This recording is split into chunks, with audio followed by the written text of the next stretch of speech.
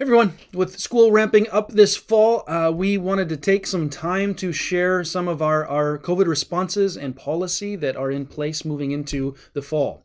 So if you didn't know, District 196 this past week voted to have a mask mandate beginning Monday that will go until the county is at a lower level of transmission. So I believe they said that they're using the CDC guidelines of either high or very high transmission rates means that they will enforce masks at schools. And once it drops below a certain threshold for 7 consecutive days, then the mask mandate will no longer be in effect. And so in response to that, we sent out a letter to our volunteers in kids ministry on Friday to just kind of talk about and give some clarification for what we're going to be doing in the fall, because our fall ministries are ramping up.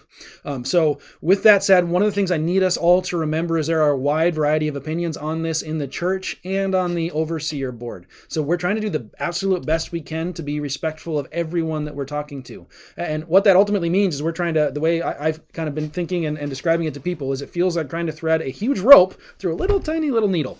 And so it at the end of the day, I think whatever decision we make, people that feel strongly on one way or another are not going to be completely happy with it. And I'm okay with that.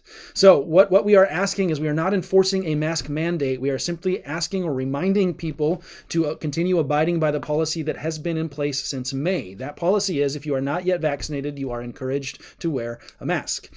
So again, this is not a mask mandate. This is the same policy that has been in place. I've been looking. There has been no new higher rulings or restrictions from Governor Walz or other bodies in Minnesota, our county, etc. So that the houses of worship are still continuing to have the same policies and procedures that have been in place since May. So with that said, one of the things we as a church are called to do is to be unified. I ordered a poster this past week that is a description of all the one another's in the New Testament. So if you see at the very top is love. So a few things I want to point out on this list as well. We're called to be unified. We are called to bear with each other in love. We're supposed to live at peace with each other, to not judge each other. And then over all of these things, we're supposed to put on love. So at the end of the day, I don't really care what your position is on masks or vaccines or policies. I want all of us to be representing Christ well in every interaction.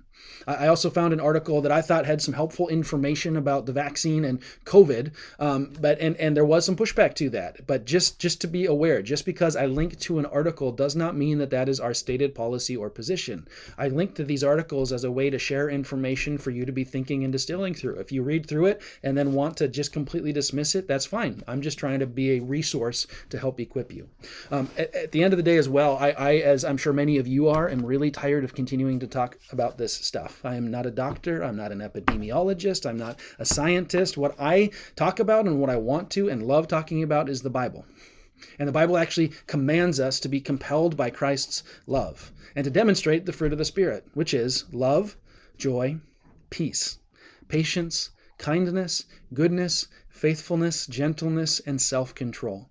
So my question for whatever your stated positions, whatever your views are you demonstrating the fruit of the Spirit or not?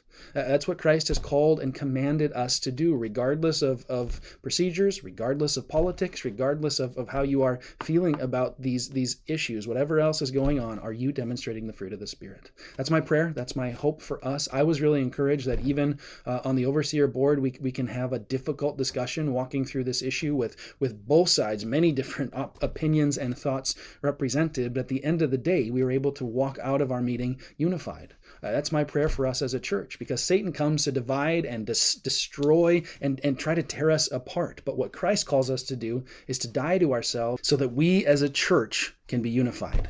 That's my prayer and hope for all of us, that we as a church can come together even stronger than we have been before. So I would encourage you, take some time to pray and think through this issue. Think through what it means for us to actively die to ourselves so that we can see our church flourish and grow in the goodness of the gospel that Jesus has called us to demonstrate to each other and to the world.